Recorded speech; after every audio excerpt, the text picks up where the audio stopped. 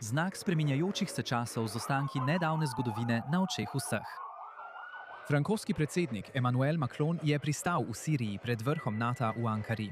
Njegov obisk pomeni prvič, da je pomemben zahodni voditelj stopil na tla Sirije po 13-letni državljanski vojni, ki se je končala s tem, da je Ahmed al-Šara vodil državni udar za strmoglavljenje Bašarja al-Asada. Medtem ko so bili številni zahodni voditelji previdni glede al-Šara in njegovega ozadja v islamističnem ekstremizmu, sta Macron in Francija pozivala svoje zaveznike, naj odpravijo sankcije proti Siriji in omogočijo tok naložb za pomoč pri obnovi države. To je bil glavni cilj Macronovega obiska, pri čemer sta oba podpisala sporazume o trgovini in sodelovanju. Francija vas bo prav tako spremljala. Francija bo stala ob vas. Siriji bo vrnjenih več kot 50 milijonov evrov zaseženih iz premoženja, ki ga je nezakonito pridobila družina nekdanjega diktatorja. Bili smo prvi, ki smo sprožili ta pravni postopek in prvi, ki smo ga izpeljali do konca. Nadaljevali bomo povsod, kjer je mogoče doseči pravico. Ta sredstva bodo vrnjena sirskemu narodu za financiranje konkretnih razvojnih projektov po vsej državi. Al-Šara je bil vesel, da je njegova država dobila ne le finančno, ampak tudi diplomatsko spodbudo. Z veseljem danes tudi sporočam, da smo se dogovorili, da bomo čim prej začeli postopek izmenjave rezidenčnih veleposlanikov med Damaskom in Parizom, kot korak k ponovni vzpostavitvi popolnoma normalnih diplomatskih odnosov.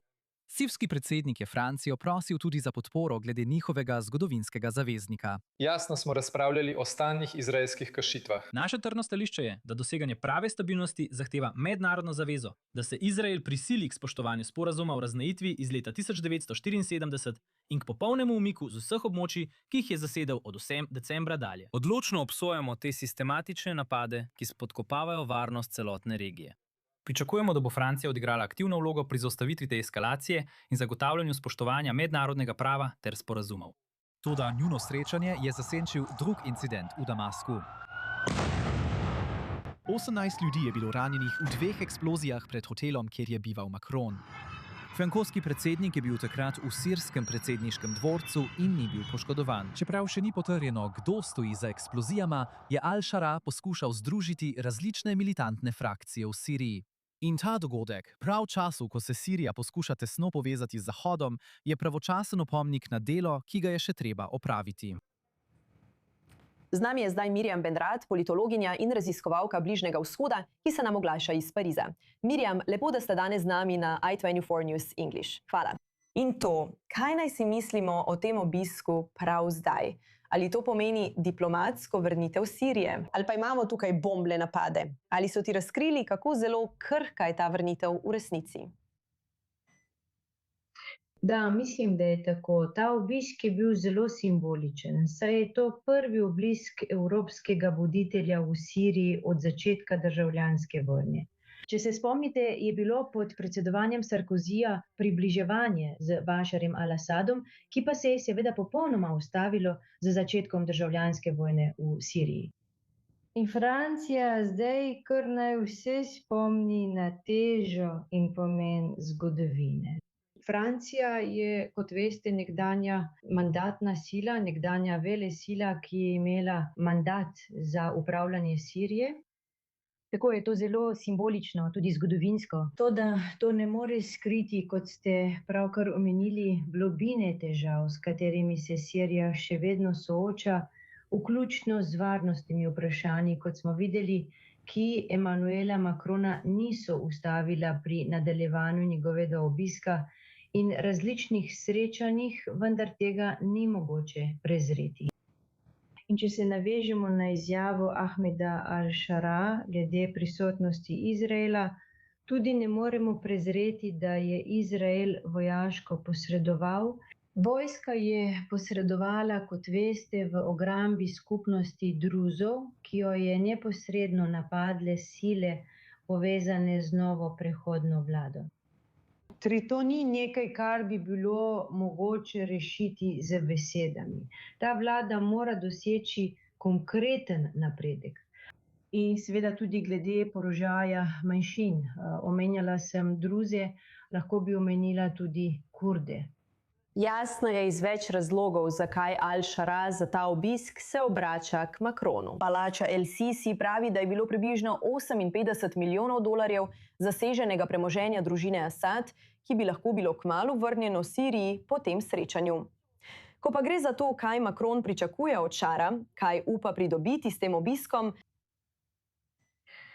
Mislim, da lahko ta pristop primerjamo z pristopom Donalda Trumpa. Obstaja prepričanje, da je s pomočjo gospodarske diplomacije mogoče prepričati Ahmeda Al-Shara, da nekaj uresniči. Doseganje teh ciljev, tega napredka, ki je resnično potreben ne le na gospodarskem področju.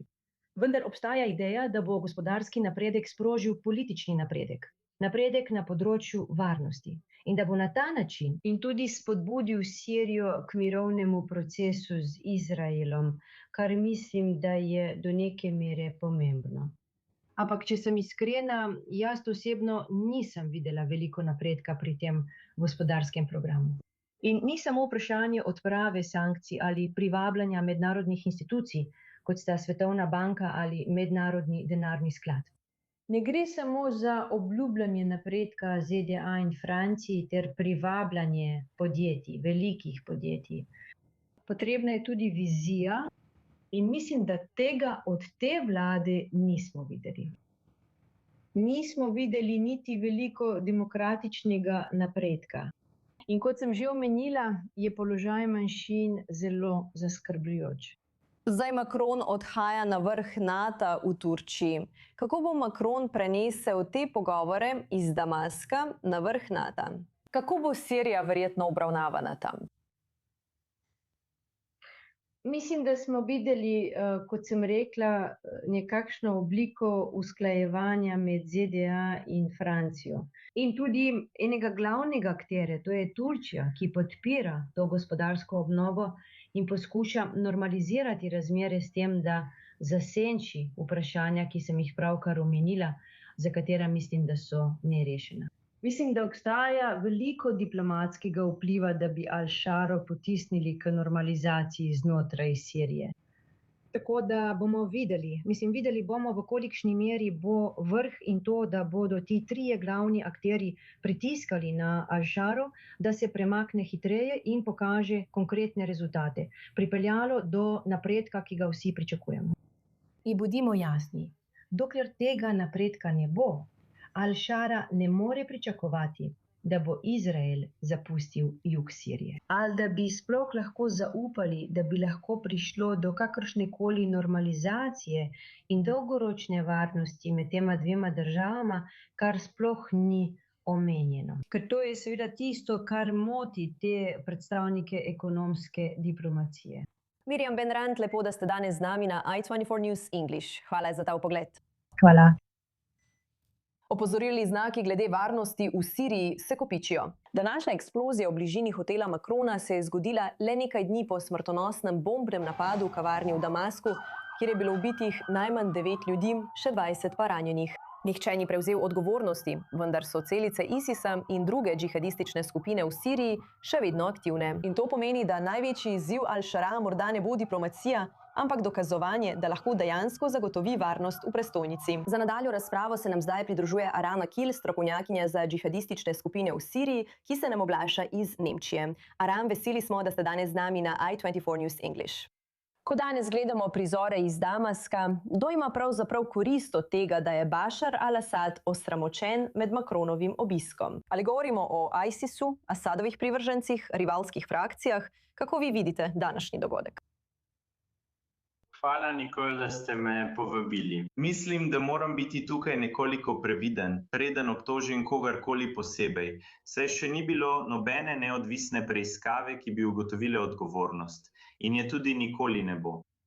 Enak vzorec velja za vse prejšnje bombne napade in napade, ki so se zgodili več kot 18 mesecev, odkar je na oblast prišel Džolanijev režim, povezan z Al-Kaido.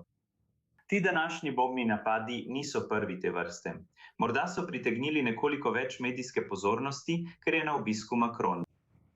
Lahko rečemo, da ta dogodek sam po sebi razkriva strukturni problem, namesto da bi preprosto identificirali enega storilca. Trenutni režim se opira na mrežo, ogromno mrežo, ki vključuje tisoče mednarodnih džihadistov. In to bom še enkrat dokazal. Pred nekaj dnevi se je v enem izmed podcastov pojavil Jolanijev medijski svetovalec. Podcast je bil posnet in objavljen na YouTubu, traja 3 ure in pol. Ves čas se je hvalil z Al-Kaido in ves čas hvalil Osamo bin Ladna. Govoril je tudi o mudžahidih, ki so trenutno v Siriji. Govoril je o teh džihadistih in dejal, da če bi se razmere destabilizirale, bi se ti ponovno pojavili in ponovili dogodke iz 11. septembra. Več desetkrat, ne samo v Siriji, ampak po vsej regiji in v različnih državah. To pomeni zavedanje, da imajo pripravljene bombe in kdorkoli ima ali poseduje tako orodje terorja, ga bo prej ali slej uporabil proti sebi. Tako se Džolani predstavlja kot nekdo, ki je sposoben nadzorovati te džihadiste ali mudžahedine, vendar je zato prešibak. In nad njimi nima nobene osrednje avtoritete, ima avtoriteto nad manjšinami, ne pa nad svojimi džihadisti. Lahko se prosto gibljejo med mesti in to je največji varnostni izziv, s katerim se sooča cela država. In tako bo ostalo, dokler je Džolanijev režim na oblasti. Dobesedno spreminjajo državo v propadlo džihadistično državo z lastnimi rokami. In če je za to odgovoren ISIS, to dokazuje, da vlada nikoli ni nevtralizirala njegove grožnje. In vsi smo videli, kako je vlada pred nekaj meseci, januarja, izpustila na tisoče članov ISIS-a. Izpustili so jih skupaj z njihovimi družinami in jih razporedili po številnih večjih mestih. In namesto, da bi jih deradikalizirali, jih Jolanijeva vlada opisuje v redne šeriatske tečaje v mošejah. Torej, za konec še ena točka, prosim.